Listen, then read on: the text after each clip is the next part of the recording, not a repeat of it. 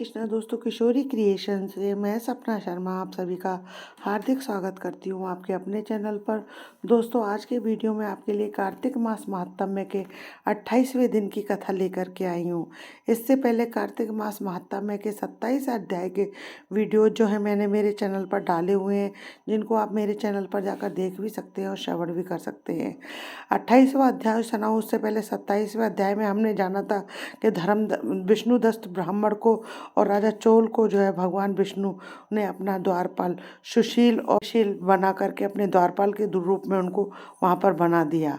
अब आगे का वृत्तांत जो हम 28वें अध्याय में जानते हैं। आइए सुनते हैं कार्तिक मास महात्म्य का 28वां अध्याय। पढ़े सुने जो प्रेम से वह हो जाए शुद्ध स्वरूप। यह 28वां अध्याय कार्तिक कथा अनूप। धर्मदत्त ने पूछा, मैंने सुना है कि जय और विजय भी भगवान विष्णु के द्वारपाल हैं। उन्होंने पूर्व जन्म में ऐसा कौन सा पुण्य किया था जिससे वे भगवान के समान रूप धारण करके वैकुंठ धाम के द्वारपाल हुए। दोनों पार्षदों ने कहा, ब्राह्मण पूर्व काल में तृणबिंदु की कन्या देवहूति के गर्भ से महर्षि कदर्म की दृष्टि मात्र से 2 पुत्र उत्पन्न हुए। उनमें से बड़े का नाम जय और छोटे का नाम विजय हुआ। पीछे उसी देवहूति के गर्भ से योग धर्म से जानने वाले भगवान कपिल उत्पन्न हुए। जय और विजय सदा भगवान की भक्ति में तत्पर रहते थे। वे नित्य अष्टाक्षर मंत्र का जप, वैष्णव व्रतों का पालन करते थे।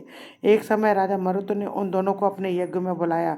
वहाँ जय ब्रह्मा बनाए गए और विजय आचार्य। उन्होंने यज्ञ की संपूर्ण विधि पूर्ण की। यज्ञ के अंत में अभृत स्थान के पश्चात राजा मरुत ने उन दोनों को बहुत धन दिया। धन लेकर दोनों भाई अपने अपने आश्रम पर गए। वहाँ उस धन का विभाग करते करते दोनों परस्पर लोग लड़ने झगड़ने लगे। जय ने कहा, इस धन को बराबर बांट लिया जाए। विजय का कहना था, नहीं, जिसको जो मिला है वह उसी के पास रहे। तब जय ने क्रोध में आकर लोभी विजय को श्राप दिया कि तुम ग्रहण करके देते नहीं हो, इसलिए ग्रह अर्थात मगरमच्छ हो जाए। जय के शाप को सुनकर विजय ने भी उसे शाप दिया कि तुमने मद से भ्रांत होकर शाप दिया है, इसलिए तुम मतंग अर्थात हाथी की योनि में आ जाओ। तत्पश्चात उन्होंने भगवान से शाप निवृत्ति के लिए प्रार्थना की। श्री भगवान ने कहा कि तुम मेरे भक्त हो, तुम्हारा वचन जो है कभी असत्य नहीं होगा। तुम दोनों अपने दिए हुए इन दोनों शापों को भोगकर फिर मेरे धाम को प्राप्त हो गए। ऐसा कहकर भगवान विष्णु अंतर्ध्यान हो गए। तदंतर वे दोनों गंडकी नदी के तट पर घड़ा और गज हो गए। उस योनि से भी उन्होंने पूर्व जन्म का स्मरण बना रहा। फिर वे भगवान विष्णु के व्रत में तत्पर रहे। किसी समय वे गजराज कार्तिक मास में स्नान के लिए गंडकी नदी में गया तो उस समय ग्रह ने उसे शाप के हेतु को स्मरण करते हुए उस गज को पकड़ लिया। ग्रह से पकड़े जाने पर गजराज ने भगवान रामानाथ का स्मरण किया। तभी भगवान विष्णु शंख चक्र और गदा धारण किए हुए वहाँ प्रकट हो गए। उन्होंने चक्र चलाकर ग्रह और गजराज का उद्धार किया और उन्हें अपने जैसा ही स्वरूप देकर वैकुंठ धाम को ले गए। तब से वह स्थान हरि क्षेत्र के नाम से प्रसिद्ध है।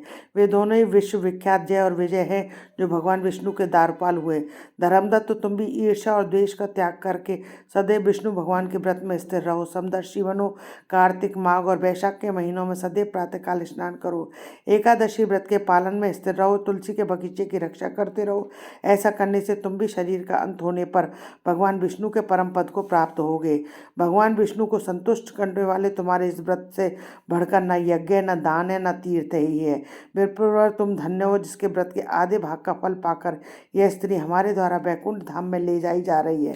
नारद जी बोले, हे राजन, धर्मदत्त को इस प्रकार उपदेश देकर वे दोनों विमानचारी पार्षद उस कलहा के साथ वैकुंठ धाम को चले गए। धर्मदत्त जीवन भर भगवान के व्रत में स्थिर रहे और देह स्थान के बाद उन्होंने अपनी दोनों स्त्रियों के साथ वैकुंठ धाम को प्राप्त किया।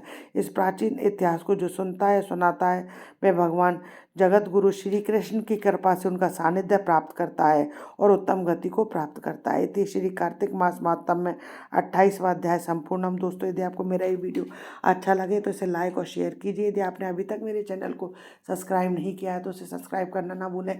पास ही में बेल आइकन को दबाएं जिससे मेरे आने वाले हर नए वीडियो का नोटिफिकेशन आपको मिल जाए। हिंदू धर्म, रीति रिवाज, कथा कहानी जानने के लिए मेरे चैनल पर बने रहने के लिए बहुत बहुत धन्यवाद। जय श्री कृष्णा दोस्तों। राधे राधे।